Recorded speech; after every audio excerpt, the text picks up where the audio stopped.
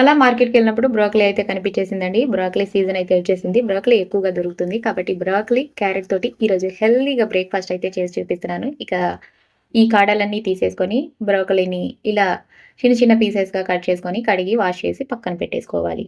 కొంచెం వాటర్ పోసుకొని, కడిగి పెట్టుకున్న ఈ బ్రోకలీ ముక్కలు ఇందులో వేసేసుకుందాం. క్యారెట్‌ని కూడా కడిగేసుకొని ఇలా పొడవుగా అయితే కట్ చేసి పెట్టుకున్నాననమాట. ఈ ముక్కలు కూడా ఇందులో వేసేసుకొని కాసేపు అలా ఉడికించుకోవాలి.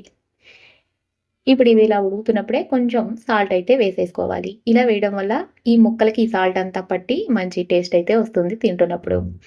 చాలా హెల్తీ బ్రేక్‌ఫాస్ట్ అండి. మంచి ప్రోటీన్ ఉన్న ఫుడ్. ప్రోటీన్స్ మంచిగా అందుతాయి. కాబట్టి ఈరోజు ఫస్ట్ టైమ్ చేస్తున్నాను. ఈరోజు ఇలా అయితే ట్రై చేశాననమాట. ఇక వాటర్ కొంచెం ఇంకిపోయినాయి కదా! కొంచెం బాయిల్ అయ్యింది. పైనుంచి 1 స్పూన్ ఆయిల్ కానీ, బటర్ కానీ వేసుకోవాలి. ఇక్కడ నేను 1 స్పూన్ ఆయిలే వేశాను కొద్దిగా. దీన్ని మరలా ఒకసారి కలిపేసేసుకొని